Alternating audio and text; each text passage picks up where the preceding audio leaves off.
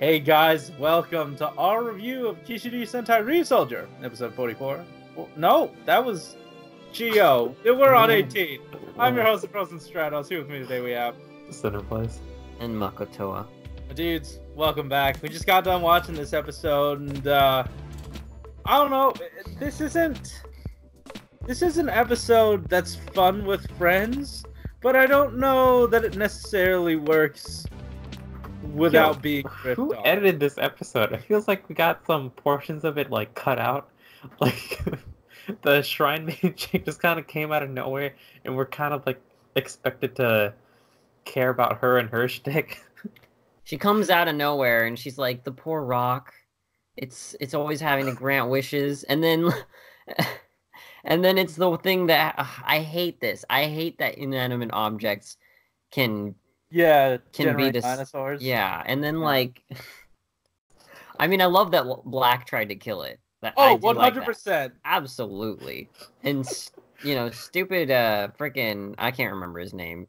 Sixth Ranger. Oh, tried to defend the rock because he had the hots for the chick who was married. Yeah, which was like really rude at the end because he did offer to go out to eat still. I mean, he lost his appetite. What can you do about that? Yeah, but I did really like the out of suit fights, like Michael was saying in the watch along. Go ahead and check that out. Yeah, those were pretty high quality, and like a lot of those stunts, it looked like they did themselves. So mad props to them. Yeah. Yeah, that was just an extremely entertaining portion. Are we lagging? Yeah, Corey definitely. You know, looking back at that scene, no, I lagged out, huh? Yeah. I see Alex's smile. I lagged out.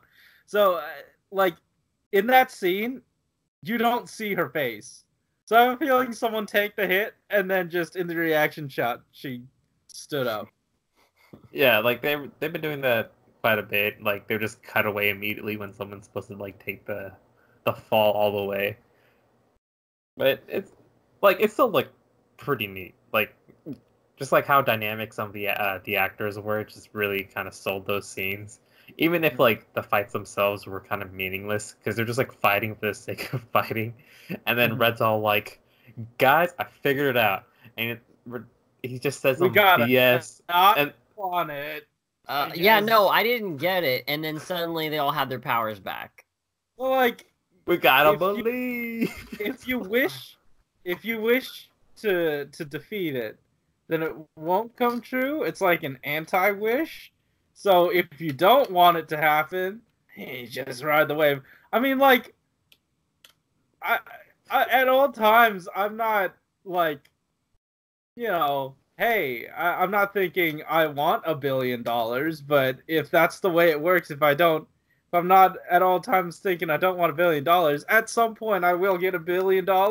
Yes. If that's the case, I feel like it's all thoughts directed towards it are reversed, or all wishes. Yeah. Most disappointing part for me is that Red got in the way of Black fighting the other dude. That would have been so entertaining. I would have loved that. Those two going at it. Yeah. Like, is he the Gold Ranger, right? Yeah. Yeah. Like Black and Gold's like dynamic these last couple of episodes has been pretty like solid just because they both have like history with their respective tribes and kind of clash a little bit like they're supposed to. Yeah.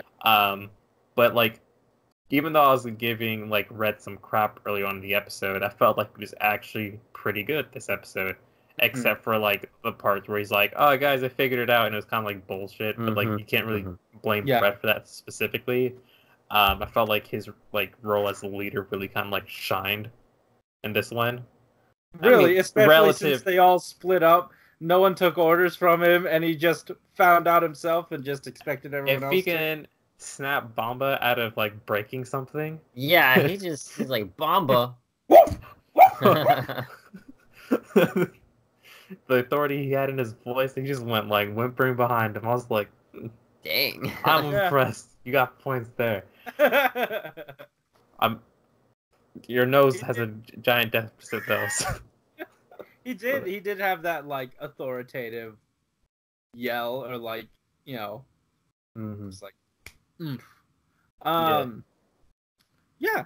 So Weisel did not play too much into the episode, but I did appreciate the little stuff he gave us. Anytime he was on screen was good. Yeah, like you saw him atop, you know, like way up in this high place, and then it cuts to him later walking up the dudes.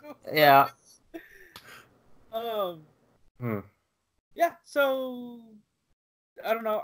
Again, a very enjoyable episode, and honestly, like at the outset of the review, I did say like this is more of a riffable episode, but like it did have some like legitimately enjoyable moments. So, you know, now thinking about it, yeah, I appreciate it more. I'm glad we talked about it. Yeah. Also, that CG fight at the end was just. Oh yeah, it came shot out of nowhere. Laser directly at it, and it was like, no, I'll turn the laser into a tornado. And then it just gently wafted itself against the... There was so much, like, logical problems with... Okay, that was, like, really entertaining, though. Despite how dumb it was. Oh, okay. Yeah. I guess I have nothing else to add about that. Oh, and at the very end, when the Shrine Maiden was like, "Oh, they're happy now," to the rocks, to the rocks. Good. You don't have to take all the wishes. Yeah, just have them take turns. That was Red's logic at the end. Oh, they're happy Don't now. you love rocks? Anyways, guys, thanks for watching. If you like this episode, hit that like button and subscribe if you want to hear more from us each week. Tell us in the comments down below what you thought about this episode. And hey, keep it juicy. Yep. Watch alongs at the same time as this. Yeah. See ya. Bye-bye.